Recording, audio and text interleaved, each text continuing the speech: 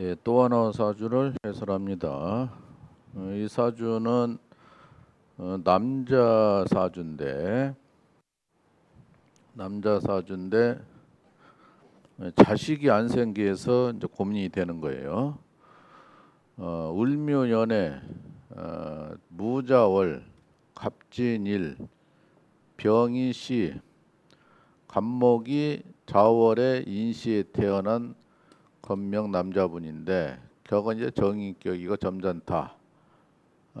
목이 세 개, 목이 네 개. 목으로 태어났는데 목이 네예요. 화가 하나, 토가 두 개, 여자예요. 금이 자식인데 금이 없습니다. 수가 하나.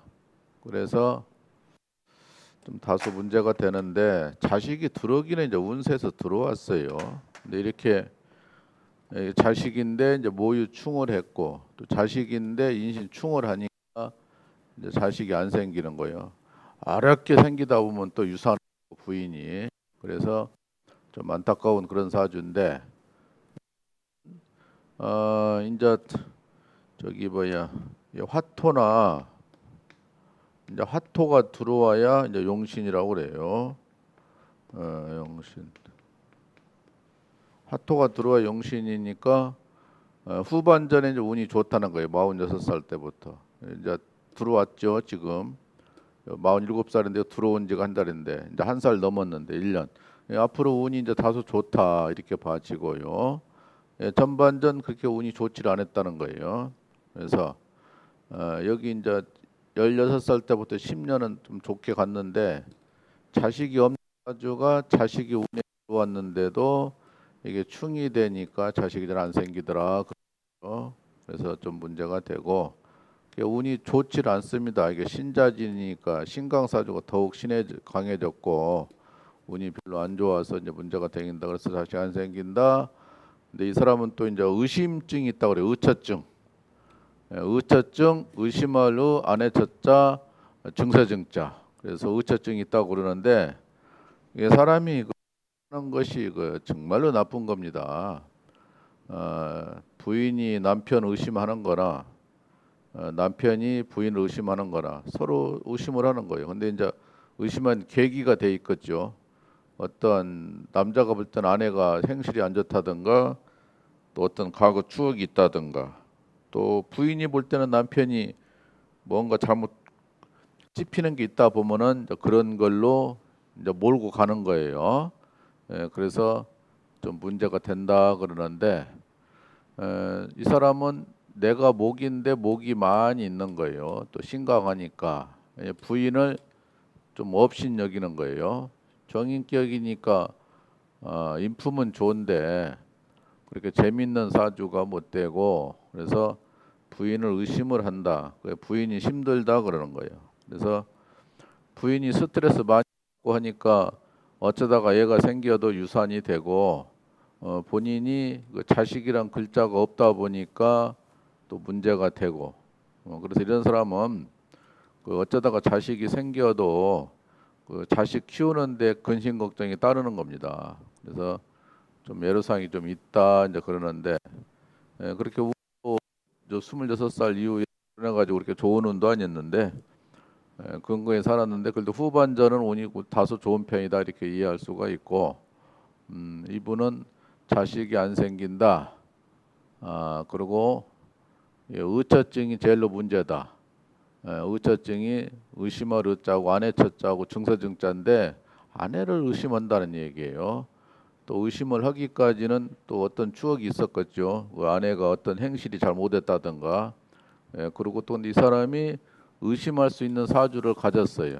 아내는 정상인데도 의심을 사주는 가졌기 때문에 그렇게 볼 수가 있고 그 의심 받는 사람이나 의심하는 사람이나 너도나도 다 힘든 겁니다.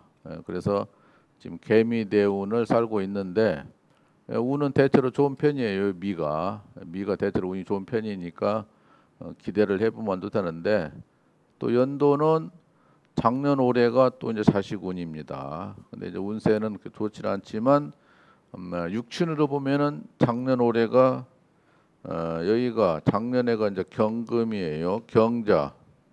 또 올해가 올해가 신축이니까 이게 자식이라고 그럽니다. 운이 그렇게 좋은 편이 아니라서 자식을 못 뒀는데 47살인데 남자 나이에 47살이면 그건 문제가 됩니다. 그런데 그 전문가들 말을 들어보면 그 사회가 환경적인 요인으로 인해서 이제 남자는 정자라고 그러지 않습니까?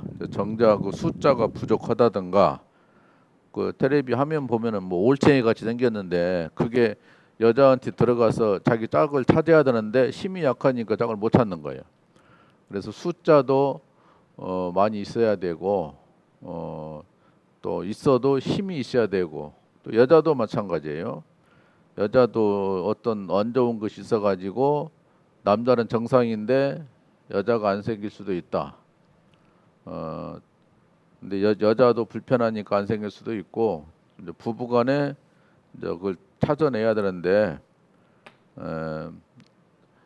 남자가 안 좋아서도 그럴 수도 있고 뭐 여러 가지 요인이 있지만 부부간에 서로 그 협력을 해서 최선을 다해야 되고 근데 그 낳는 사람도 자식이 안 생겨서 여자가 뭐 지금은 의료보험이 된다고 하더라고요. 근데 또 당연히 돼야 되겠죠. 인구를 늘려야 되는데 그걸 의료보험이 안 되는데 근데 그 내 지인 딸은 의료보험이 안 될 때 그걸 시술을 했는데 뭐 5,500엔가 들어갔답니다. 돈 주고 자식을 샀다는데 그래서 성공했어요. 그리고 이제 하나를 어렵게 낳았는데 그 다음에는 자연적으로 또 하나가 생겼어요. 그래서 한 번 생기니까 두 번 임신을 하더라.